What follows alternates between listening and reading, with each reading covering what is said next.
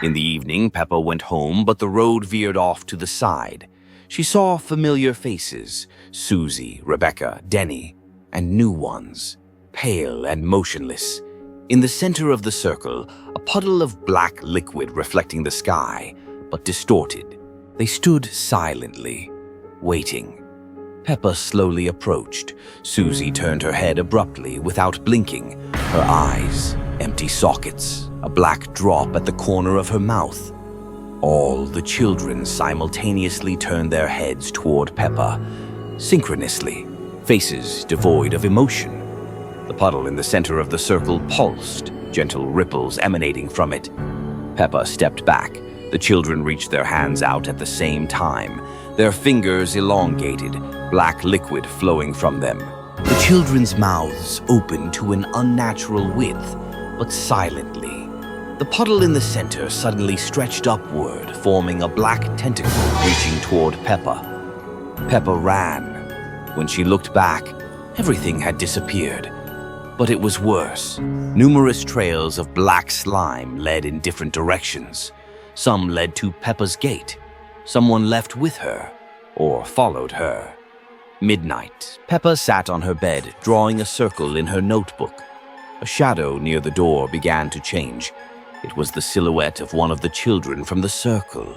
Beyond the door, the park. That very park. Children in a circle. She was among them, standing hand in hand with the others. If Peppa isn't with them, then who is in the circle? Her eyes became as empty as Susie's. She slowly smiled. Suddenly, a face, blurred, eye sockets empty, mouth twisted into a grin, black liquid dripping, darkness flooding everything. You are already standing in the circle. You just don't know it yet. Deleted episode of Peppa Pig, The Evil Force. An ordinary day, Peppa decided to draw, starting with a simple apple. But something went wrong, and the apple simply dissolved into reality. Peppa couldn't believe her eyes. Her desire to test her new power led to the next step. Each new drawing disappeared from her world. Soon, Peppa realized her power knew no bounds. She left home in the name of experimentation and set a new goal: the school. Every stroke of her marker became a new threat. The school began to vanish from reality. The facade flickered and dissolved away. Peppa looked at the empty field. She felt like a god in a world of ink, but someone was watching her, always watching. Peppa sensed that something was wrong and decided to return, but what she saw shocked her, freezing her with fear. The room seemed empty, but that was a lie. Sitting before her was her doppelganger, drawing something. With each stroke, he recreated her appearance, frightening and alien. Peppa froze in horror, realizing her power had gained its own will. The doppelganger looked at her with hollow eyes as she slowly dissolved into the space, unable to save herself. Deleted episode of Peppa Pig, The Ominous Song. This episode was never aired on TV. It all started when Peppa and George found an old music box in a chest in the attic.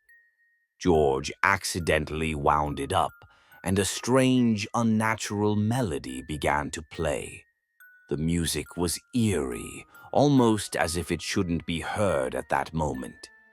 The music grew louder, and the air in the room turned cold and heavy. Suddenly, the walls began to ripple as though they were breathing. Shadows on the walls began to come alive, stretching into odd, twisted shapes that moved around the room. Peppa and George noticed their reflections in the mirror had become distorted.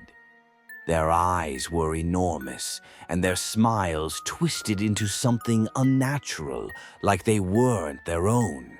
"I can't take this anymore," whispered Peppa, grabbing George's hand. But when they tried to leave, the door was locked. The music grew louder, and the room began to fill with darkness. At that moment, Papa Pig rushed into the room, his face twisted in a strange smile. He saw the music box and said with surprise, "This is my old music box. I thought I lost it years ago." But his voice was different, deep and unnatural. "Papa, what's happening to you?"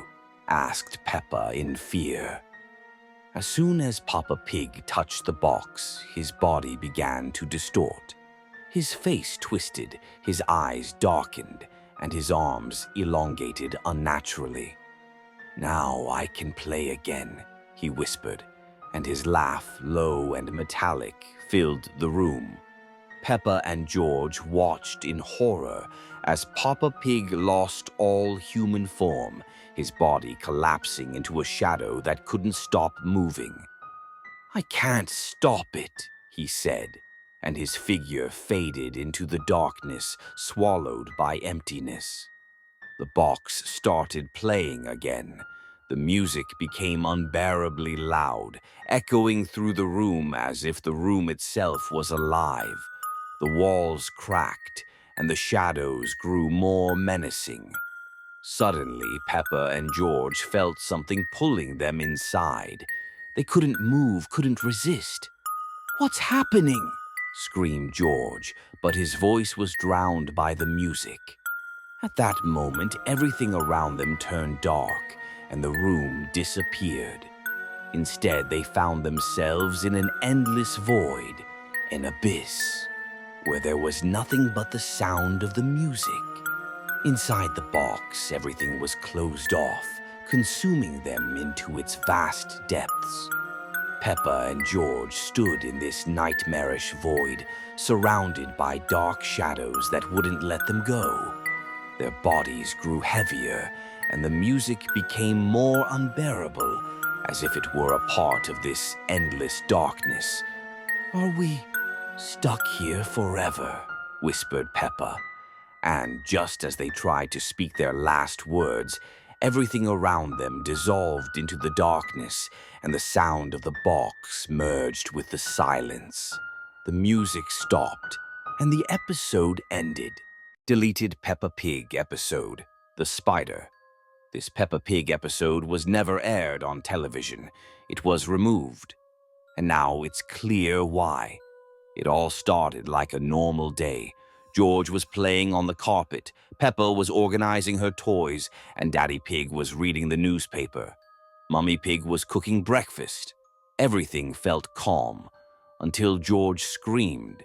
He said something had bitten him on his leg, 2 tiny puncture marks.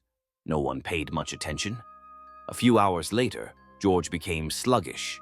His face turned pale. He wasn't talking or eating. He just sat, breathing heavily. By evening, he stopped moving. That night, Peppa woke up to a strange noise. There was a rustling sound coming from the living room. George's bed was empty. Peppa went to look for him, and she found him. In the corner of the living room hung a web, huge like a tent, and inside it, George. He was stuck to the wall with webbing. His eyes were open, black, but he didn't move. His stomach was swollen. Something was moving inside. An hour later, Daddy Pig disappeared. Then Mummy Pig. Peppa was alone. The web was growing. It wrapped around furniture, walls, and the ceiling. The house was turning into a cocoon. She heard breathing. Behind her, she turned. The spider. Huge, black, hairy, crawling along the walls. It moved toward George. One leg touched his stomach. The swelling cracked open.